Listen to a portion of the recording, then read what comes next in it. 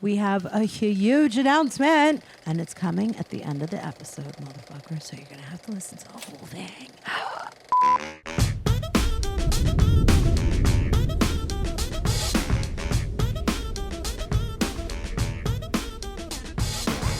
Happy 2022, Dirties. We are in it. We did it. We are in 2022. Yes, mission accomplished. Yes, mission accomplished. And for this episode, we wanted to go through all of the questions that we might not have gotten through in earlier episodes. Well, truthfully, what we're doing, I grew up listening to Howard Stern, and I'm a Howard Stern fan. Even though I think he lost a little bit something off his fastball over the last couple of years. Oh, my God. But definitely, I heard that. They do the same thing. Around this time of year, they clean out their drawers, they clean out the closet. Oh, it they sounds clean so out weird when you say it like that. They clean out all their old information. So we're going to do the same thing here, go through some of the old questions, old comments, things like that we've gotten so that we could go into the new year fresh and new. Fresh and new. And you're up to something new and interesting that I wanted to ask you about. How's your Power of 3 going? It's not. It's not going at all, actually. It's only January 2nd, and I haven't done anything yet. Okay, I did one. All right, look at you. I reached out to a Bravo celebrity on DM who doesn't follow me, and I told her that she made an impact on me. Awesome. There you go. I mean, by the end of this week, I'll definitely have done it. But, we're a little early in the week, so I haven't crossed that bridge yet. So there's so many topics and things that we read on the DMs that we want to talk about. And so I guess this would be miscellaneous, right? Oh, definitely. Yeah. Like I said, because I don't like it when you put it in the words like cleaning out the dirty leftovers. I never once said dirty disgusting. leftovers. Never once said, like I said, Howard calls it cleaning out his closet, the end of the year. Oh, that's what he calls it? Yep, that's exactly well, what we're doing. We're going to make sure we don't call it that. How's that? Or cleaning out his files, I think, something to that effect. And that's all that we're doing. Okay, guys. So we had an anonymous person, and yes, you will remain anon. Tommy, this is the one that you said she actually unsent her message, or you couldn't find it? Yeah, I didn't know you could do that, but that might be what she did. And yeah, I'm not looking to break up any happy homes, but the gist of it was that she has a mother-in-law that it's not good. The relationship's not good at all. It says she's very dismissive and rude, and her husband doesn't have her back, and they live downstairs from their mother-in-law. She's finding it real difficult to even be in the same room with her. In a nutshell, what should she do? that was the gist of what the message was. Well, I'll tell you what I do with my mom. I sat in a therapy session or two about my mom. And shout out Dr. Donna. She said that when your mom says something mean, you should just go, ouch, that hurt. What do you think of that, Tommy? I don't hate that advice, So like, if you say something like, hey, Tommy, you're just so bleh. And then you go, ouch, that didn't feel good at all. Then see what your mother-in-law's reaction will be. If you say, that hurt. Yeah, from a man's perspective, homeboy got to do what you got to do. You got to move out. That's the two most important women in his life are his mother and, his wife. And you're asking him to draw a line in the sand. For everybody's happiness, he's going to need to get the fuck out. He's going to have to, we got to go somewhere. There's got to be a way. There's got to be an option. Like, you guys have to get jobs if you don't already have them and move out of the house. I don't care if saving money, whatever the principal idea of it is, I get it. But at the end of the day, you're talking about happiness and you're talking about till death do you part. So it's a long life and, you want to be happy. I think that everybody, in order to be happy, needs to get out of that situation. It's a good time to set that as a goal. We're in the beginning of a brand new year. Great point. And it's a perfect time to start save up your money, create a budget, squirrel away all this extra, stuff that you spend on that you don't need, and start house hunting. Make a vision board and like put a new place on it. And even if it's like a small, modest place, or if it's not remember like when Tommy and we used to live in Hollywood Hills and we thought like, oh my God, there's so much cachet in our like neighborhood. Like right now, I don't care if we move to Kansas. Like, I just want to live somewhere with good schools, quiet, something where our lives are going to be efficient and peaceful. Well, going to their scenario, I think that no matter where you go, they'll be happier. Yeah. That's most important. they could live in a van down by the river, and it sounds like they'll be more happy than the way she is right now. And you don't want the person that you love to be fucking miserable. To this woman, I will tell you, every time my mom visits, and let's say I excuse myself and I go to the bathroom and I'll look in the mirror and I'll be like, take a deep breath, promise yourself that when you go back inside, you smile and you say, hi, mommy. And like for your mother-in-law, you address her and say, I just want to be happy and peaceful. And you have to like make these super hardcore affirmations right before you walk into a room, and then excuse yourself and like leave, and then be like, oh, fucking bitch. No. I'm not going to say that. I'm going to be like positive, and I'm going to smile, and I'm going to kill her with kindness. Yeah, but I don't think anything that you're talking about is sustainable. Yeah, it's fine for your mother when she comes over once a month for, a couple of days. This lady lives downstairs from this. I don't think that she could bite her lip all the time, especially it sounds like the longer that they live there, the more pain in the ass the mother-in-law is becoming, or at least that's how she sees it. So that's just untenable. It's only going to get worse. I think that you need to get the fuck out. You need to imminently try to do whatever you got to do to move out. I think everybody will be happier. Also, I have questions about how much your husband is having your back. Tough spot for him. That's what I'm saying. As a man, he needs to take the bull by the horns and get the fuck out. Obviously, he loves his mother, and his mother, probably babies him. But when you get married, you also have to put your wife. 100%. I hope that your husband and you are not falling apart at the cost. Like, I hope it's not weighing on your relationship with your husband, because if he doesn't have your back, but of then course that's it is. That's what I'm saying. If you read between the lines, it definitely is. If she's saying that she definitely feels alone in this house, that he doesn't do enough to have her back, or, maybe it's just in her fucking head. Whatever it is, the environment that they're in, she's not comfortable. It's and toxic. That's not going to get better by wishing for it. They're going to have to take some action. And the best action that you could take without, getting into a fucking fight and, not speaking to people and all that shit is to just say, all right, let's go look for another place, dude. Okay, so Chris J. Casello. Also a big fan. I see him a lot. Shout out, Chris. Thanks for listening. Reveal one living habit that you're afraid to tell the other that secretly drives you nuts. Ooh, this is, Tommy? We've already kind of discussed, I hate the cheats in bed, but I've almost succumbed to that now. Okay, because you bring some shit. Yeah, into that bed. man. She brought me over to the dark side, dude. She's like a I bad Jedi, force bro. you to like bring corn on the cob. I don't do any of that shit. And don't even try to make me seem like I'm on a level with you. You literally have a fucking picnic in the bed. Okay. And then you try and teach the little guy to do it. That I'm not having. Just so that you know how sexy it is in our bedroom, right around midnight, he'll get those little like cereal cups that is like the pullback. The one hitters, that you're supposed to travel with. They probably give it to you like in campgrounds or hospitals.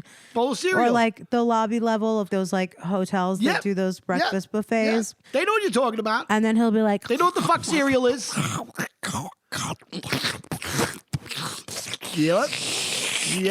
And then what will you do? Give me a bite. can I have some? Can I have some?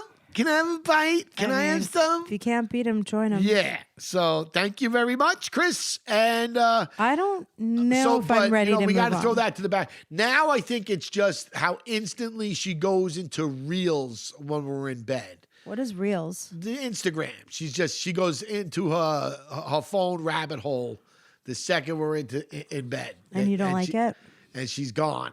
You don't like it? You can't multitask very well. So if you're in one, then you might as well not be there. So maybe Chris is helping us out. Are you saying that you want me to go into bed and just put my phone, all the, what do you call it? No devices. I've told you that for 5 years, that there should be a time in the day where then it's done. They go off. In real time, right now, I will tell you this. If you and I decide that we're going to bed together, like you're not going to watch football, you're done with football for the night, I'm done with the Housewives and Bravo, we're coming in to watch a movie together, right? Yeah, in theory. Then Absolutely. it's no tech. Yeah. Is there no tech in the bedroom, or is it just no tech during movie time? No tech. You put your phone on the charger, see you in the morning. You're not missing out on anything, I promise. Okay. So every night, no matter what, 10 o'clock in bed, no phones. Yes. I'm down. We'll see. All right. Does it start tonight, right? No time like the present, bro. No better time than the present. Yeah. All right, Chris. Mine is that I wish that you would rinse the food off the fork, the spatula, the tongs. Especially the ketchup. Just rinse the food into the drain. Yeah, no, I got you. And that's all I want I know in the life. ketchup makes you nuts. Just any food, like even if it's onions, I don't care what it is. Just let the food, when it goes in the sink, for you to think, I'm actually going to rinse all the food off. Well, I do, for the most part. No. I know I don't do the No, ketchup. for the most part. I know I don't do. I know I don't. No, do for the most part. Just, I would like, Chris, thank you for this, for you to just not put murky, gross, milky, dewy, God knows what, and I'll mix it all up in there. Especially because sometimes you'll put like the baby's nipples in there, the bottle nipples and stuff. Yeah. Like the baby parts, like just like I could put a clean fork in there and then you could put like a dirty pot in there. Like, so just like, can you rinse it all off? Yeah, that'd be great. Thank you. Thanks, wife. This one only because Jade, she's asked me this like fucking 10 times. Sorry, Jade. Okay. Purdy. What? She lives in Europe and Okay. she's from she lived in Woodside, Queens for a little bit. So shout out to Woodside. But she's confused. She's not sure how to pronounce your name. Okay. She says it like Mercedes, the car. Jade Purdy. Hi, darling. You're from England, Oh, Jesus. London town. So yeah, my real name is Mercedes. That's how you pronounce it. Mercedes. There's a DEH at the end of that. Yeah, so it's not Mercedes, Mercedes is like a nickname. My mom calls me Merky. She made that up. That's not my name. And Mers is like Mercedes. And MJ is my first and last name. And so my real name is Mercedes. There you go, Jade Mercedes. Purdy. She's asked me a bunch of times, so I hope that cleared it up. Mercedes. Thank you for caring. Seriously. Thank you for caring. Totally. All right, what do you got, babe? All right, so then I love Always Flowing. Girl, we have a whole thing, you and me and Always Flowing. What is that? Your period? I mean, it sounds like it. Is that your nickname for it? For your menses? Okay, was there a point in the marriage the D word, divorce, was a topic, and how'd y'all overcome it? All right, I got to take this one. I know that it's me. I'm the one. I would do bad things, mean things. I used to say a lot of shitty things. I don't really think I do as much anymore, but I would throw that word around because if I felt like I lost my power in the marriage, in the relationship, I would go that far. And the reason why I would go there is because Tommy used to give me the silent treatment. If we got into a fight and I wanted to be the one to like talk it out, he would be totally okay with not talking to me for a really long time. And then I'd have to basically go to desperate lengths to try and get my power in the relationship back. Yes, she'd do more terrible things. She's great. She should write a book. The problem is that sometimes, like currently, Saturdays are supposed to be my day. Saturdays, we would always get into fights somehow. And that would really set me off because he's supposed to go out of his way for me and make sure that I feel special. And I want to have quality time. I want it to be like anything you want. And I want him to be on time. And I want his heart to be in it. And I want his phone to be down on Saturdays too. Yeah. Just fucking, so basically I expect a lot in return. She turns into fucking Cleopatra on a Saturday. I expect a lot in return, and I would appreciate that you don't make light of it and don't be rude. Because Sunday, football. Monday night, football. Thursday night, football. The draft. And then it's over. Shut up. For a year. It's over for a year. Okay, guys, the way we got out of it was that once we came together and talked, he told me how much it hurts him that I go there. And I realized that when I threatened divorce, I didn't mean it. I was just trying to get his attention. And then when he told me it hurt him, at first I was like, how could it hurt you? It doesn't even mean anything. Well, listen, if you stand on the sidelines for a fight between her and her mother, you see where that viciousness comes from. You see where that like, I'm going to say the worst thing I could think of right now to try and hurt you the most comes from. I feel empathy for you. I do. I think that that's a tough way to grow up, to have someone that supposed to love you more than anything try to say the fucking meanest thing possible to you because it's going to hurt you the most. That's fucked up, but you do it. I know that the last thing that you like to hear is how to compare you to your mother, but we're all comparable to the people that we grew up with. You know what I mean? And, and also it's important to know that words do have power and they can be very hurtful and it's hard to take them back. And they linger, bro. So yeah, if anybody out there hasn't crossed the line to the ugly, dark side of their relationship, then I'll give you a tip. Try your best to stay away from getting ugly. But like Tommy, he genuinely didn't want to talk to me for 2 weeks. Did you have to try, Tommy, to give me the silent treatment? No, when I get mad, like it's not a silent treatment. You know what I'm saying? If I'm still angry, then I don't want to talk. Because all I'm going to do is we're not going to solve anything.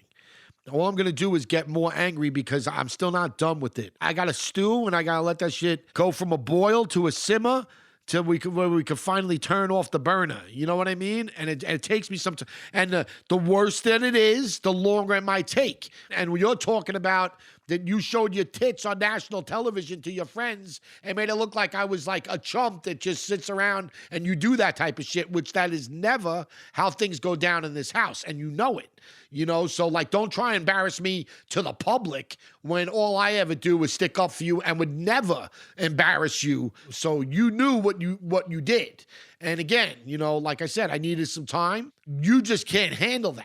You'll have a conversation with the plant. And that's just on any day. You know what I mean? And if you found out that fucking the plant was mad at you, you're going to talk its leaves off. That's just how you are. So we're different in that regard. So I don't know. It's not just a cut and dry answer. Any relationship is different. The people that are in it are different. I think that you just kind of have to I hate that phrase, love language, but you kind of have to learn how that other person communicates and roll with it. So yeah, this is like, again, some things that we wanted to wrap up before we set out into the new year. And going through some of the reviews, because we do read all the reviews that are out there as well. This is from Candy711. This is my favorite podcast. I look forward to every episode. My boyfriend loves you guys on Shah, so I think I'm going to get him to listen. I'll keep you posted. Love to hear the sign off of the show. What a great age. Little Shams has cherished it.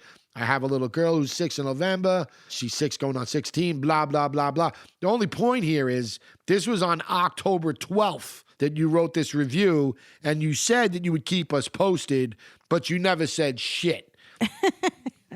You want to follow up? Is your boyfriend listening or what? You're stalking your listener to find out. Candy711, what's the sweet word, bro? Is your boyfriend listening or what? What's the good word? What's up? Okay, well, let us know, Candy June. Okay, this next question is super important because people today live together, they get married, they have lavish weddings, they drain their parents' bank accounts, and then all of a sudden, they have a dud of a marriage. So, Anavartan, you ask, how do you explain to your Persian parents that you want to move in before getting married? Okay, help, she says. The way that you explain to your parents that it's important to live together before you get married is the divorce rate. Like, how many people can I tell you got married because they were so focused on that wedding and they were so focused on like what people think and society that they never got a chance to get to know each other. So statistics show that people who live together get to know each other if they're more compatible, more so than people that don't move in together before getting married. So what do you tell your parents? You say, Mom, Dad, the reason why I think that it's very important that we move in together and live together is because I want to get to know this guy, because we want to make sure before we go through the whole marriage thing, because it is very difficult to marry the wrong person and then get out of that marriage. It's very costly. It's very disruptive to your life, to your future, and you're much smarter to find out who you're getting into bed with and not get married until you live together. Because I hate to break it to you, but like the honeymoon phase, it starts to whittle away when you have to start opening up the mail. And like once you live together, then you have to split the utilities and, who's taking out the trash and who's paying the rent and who's contributing to the household, and how about the money? Are you keeping your bank accounts can still be separate when you're not married, but all this, you sound like the mother talking to her. You sound like this is the things the mother's going to tell you when you say that you want to move in with somebody. But her mom is saying that she can't move in. No, I understand. You don't sound like you're helping or answering her question. She asked you for help. It doesn't sound like you're helping her. It sounds like you're another mother telling her all the things that you're going to come into face with. All right, listen. Like, what do you say to the If mom? you said to your parents, I want to make sure that we are compatible, because once you move in together, you really get to know each other. But I think the broader question is if you read between the lines here, is the fact that she says, my Persian parents, it's different, and it's not just, it's the same thing with Narod and her Armenian parents. And, if you have real Italian parents, like it's more of an ethnic thing than anything, where you're worried that community is going to look at you crazy if you do something like that, where I'm grateful for my wife, grateful for my son, grateful that we're all healthy, grateful for Toya, grateful to be with you guys in the new year, grateful for everybody listening to the podcast. But I think that, if you're ethnic or culturally, it's different. Like Americans, I don't think have that same care about moving in first. It's like, oh, you're going to find someone to split the rent with you? Great. But when you have parents that come from another country, it seems like they're real concerned about not just what their friends or your aunts, your uncles, your other people in the community are going to think about you moving in, as opposed to whether or not that makes you happy. True, because in Persian culture, you cannot, like your mom, Anna Vartan, she can't go to card night with her friends, with the moms and sisters and aunts and everyone that hangs out with each other and be like, oh yeah, my daughter's shacked up. Like basically, once you move in, you're breaking the tradition of you have to hold on to the milk and you can't give the cow away for free, or what does it go? Don't buy the milk if you get the cow for free. Our moms and dads think that it's very embarrassing to them for their daughters to move in before they got married. And that all to me is so crazy. Of society. And listen, your mom doesn't have anything else to look forward to in life other than her daughter. And once you have kids and you get married, it's all about what school your kids get into, what they become, do they graduate from law school and college, and who are they marrying, and what does the dress look like, and what kind of a wedding it is. So like, if you want to know why they want you to follow the societal tradition, it's because of those reasons. But then your argument is these be the times. And in current times, it's about really finding out who you're marrying. And you just want to make sure that the relationship is right. Now, Anna Vartan, are you trying to cohabitate with this man for the right reasons? Because I would make sure that you do want to move in together for the right reasons. In fact, maybe you can send us a follow-up DM and state your case a little bit more. A lot of these parents come from places that they left for a fucking reason, right? That's why they left. These people leave other places for a better life. America's supposed to bring you a better life. That's why they came here. And I think that they get caught up in that with their kids, that sometimes it's not about happiness. They want them to have all the riches and they want them to be accomplished, because otherwise, why the fuck did we come here? We came here to give you a better life. And a better life might not be you hoochie momming it out to move in with some dude. You know what I mean? Like Whoa. So I think there's that element to it. I respect that. I get that. But when you start telling me that the community, or that Joe Schmo down the block, who's also Armenian, who's also Persian, who's also German, is an asshole because he's a judgmental dick that worries about what's up with your kids. Who cares? It's not your business. Or Latina. Okay. Whatever. Yeah, South America, Brazil. I don't give a fuck where you're from. Can I tell you something? Her parents, they're comparing her to her siblings, her cousins, and all the other friends in the community. So it's like, are you the fuck up of the community, or are you the shining star? Because if you're like the girl that keeps odd jobs here and there, or are you the one that went furthest in college? Yeah, Vandelay, what are you? Are you a loser? What's up with you, man? Are you the Do your parents even like you, really? Like, what the fuck is she talking about? I don't even. Yeah, all right. Long story short, she's bad shit. The only person that needs help, quote unquote, would be her. So I would not take. I would take anything she's saying today under a grain of salt. You might get some better information from next week. Yeah, next week. Yeah, we're a little bit more into the new year. I just want to say, you and I moved in together before we broke tradition. We dated. We had our own apartments. It was really important that Tommy had his own apartment and I had my own apartment, even if we spent practically every single night together. Me too. You know, and if you got into a fight or something happened, you could go to your neutral corners. No, it wasn't just that. It was because you had your separate rent, you had your separate bills, you had your separate electric, you had your separate appliances, you had your separate furniture, you had your separate laundry bin. Tell them all else separate stuff that we had. Okay. Tell me. I had separate socks. I will say this. Separate shirts. Just get ready for when you do live with each other, that you're going to start seeing his disgusting underwear in the floor of the bathroom and his socks are going to be in the couch. It's going to be disgusting. So if you want to find out the real guy, then he's a pig, and then you're going to hate his guts, and you're going to realize, like, wow, you know what? I didn't see any of these habits, and I didn't find out that he was in, like, God, like, did you know that you inherit people's debt? If you're tax debt. Did you know that you should even run each other's credit before you get married? Do people even talk about this enough? If you or I, which neither you or I, thank God, have debt. Thank Jesus, God. Babe, you are going down a fucking I'm just rabbit saying, hole. Holy your parents shit. should know Listen, about that. If you're Vandelay's guy and you're out there listening, run, buddy. Fucking run. I'll mediate between you and your parents. Yes, you should definitely be the mediator. I think I'm good. I would be good for that. I think you would be I could give you all the phenomenal. ins and outs from every angle. Yes. All right, you next definitely will question. give all the ins and outs And from all the every angle. Fuck. Okay, guys.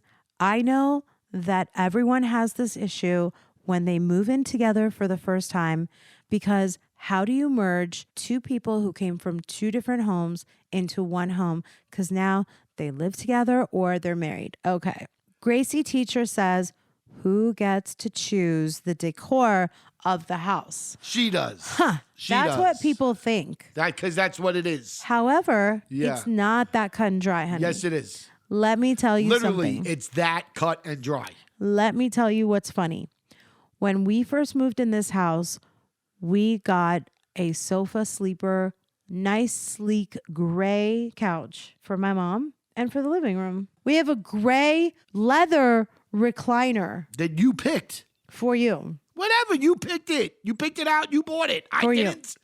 I had nothing. then I he had said- nothing to do with it. The gray leather soldier she's talking about is this. We've lived in this house for 2 years. It's the third couch that we've gotten for that room. The first one was the one that she dragged me to the store. I hate shopping. Like we talked earlier about Dante's Inferno. That's one of the other levels of hell for me, is shopping. And shopping with my wife, holy shit, bro. I'd rather commit harikari in the parking lot. There's nothing worse. She just sashays around. She doesn't even know what the fuck she's looking at. And then just you're like, all right, so we can leave? Yeah, let's go. Oh, wait. Because you're rushing. Yeah, you know, I'm Irish, bro. I'm never rushing. Oh. She dragged me shopping. One of those Saturdays that she's talking about. I went with her. Spent all fucking day shopping. We finally pick out a couch. They tell us it's going to be like 3 weeks for it to come. We leave. She can't handle that. 6 weeks. Whatever. She can't handle that. 6 weeks. She calls back the next day and she gets Cancels the order. Cancels the order and gets the other couch. She basically, all right, what couch can I have tomorrow? Oh, we got this uncomfortable piece of shit, lady. We got this for you that nobody wants. And I said, we'll have sold. it here today. I We will said, have it sold. today. Yeah, sold. Bring it on. Bring it on. It's great. My mother would love to sleep on it. So they got it in here, and it was like sleeping in a death trap, bro. It had levels, and it was great for a baby. It was looking off this death box. So right away, we had to get rid of that shit. And then she got this leather couch. I had no part of it. And she keeps telling me, I did it for you. I did it for you. Like, if you did anything for me, Okay. you would have made me go to the store with you in the first fucking place. People make mistakes. What can I say? I got a sofa that once we brought it home and we took that baby for a ride, we realized it sucked. It was hard and it was uncomfortable Tommy bitched and complained and moaned so much. Everybody did. That I felt Anybody bad. sat on it. Anybody's like, oh, wow. What is this thing? Oh, yeah, this is great. Wow. That I felt bad. And Tommy, because I love him, and he says I don't Your express mother would myself. sleep on it. Your mother felt bad for who you feel bad for. She didn't have a problem with it. That's because that's a tough broad, bro. You know what I mean? She's got. It was a sofa she's sleeper. got resolve. The answer was, who helps with the decor? You. The It's answer your is- decor. You. You tell me, what man doesn't love a recliner, a leather recliner with inputs, USB cords to charge your phone? And that's what I got. And I didn't involve you because it was for you. It was something that I got for you. And that, my friend, Is you picking the decor. Gracie June, I'm telling you, I think it's a little bit of a group thing, but it shouldn't be the guys. You choice. just keep. I think she means keep. That means keep talking.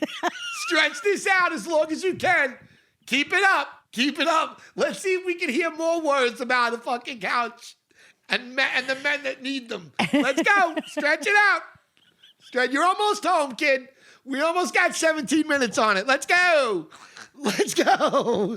Fuck. All right, now I'm just giving credit to this one, Sharon Jernigan. But I've actually gotten this asked by a few times. I know I talked about some books that I've read for positivity in the past. Oh, recommendations. Yeah, people ask me for some All right. recommendations. That I What have. recommendations do you have, Tommy? For Well, first of all, I'm a big Napoleon Hill fan. You know, any of his books that talk about positivity are great. Positive Thinking's one of them. Make Your Bed. It's a quick read. It's excellent. It's about some things that you should be doing every day. And if you do them, you'll see that things will start to improve. Richest Man in Babylon's another great book. Peace In. Those are just a few. If you want to know some more, please, you can always DM me. Or if you have some recommendations yourself, please send them my way as well. I'll always pick something up to read it. And before we get out of here, my wife, she's already checked out. She's in her reels again. But just to let you guys know, website's up. The shout-outs are on the website. The blog's up there too. The Power of Three, but I won't do my first blog entry for a couple of days. I haven't done any of the things I said I was going to do yet. But big news, YouTube's up. Till the Dirt. YouTube, please subscribe. We're trying to get to 1,000 subscribers by the end of the month. That's the goal. Yeah, and let me know what you think. Let me know what other videos you might want to have up there. You got anything you want to lay on there, babe? I just think it'll be really exciting to have the show up on YouTube. Yes.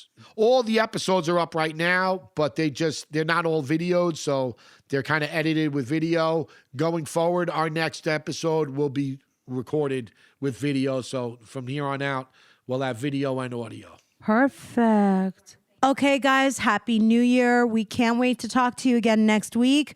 Until then, Dirties, stay cool, stay safe, stay awesome. Thank you guys so much for listening to another episode of Till the Dirt with Tommy and MJ. We're so happy you're coming on this journey with us. It would mean so much to us if you would rate our show, give us 5 stars, leave a nice comment, and subscribe so that you can stay up to date with all our new episodes. You could also follow us on all platforms at Till the Dirt with Tommy and MJ. See you next week.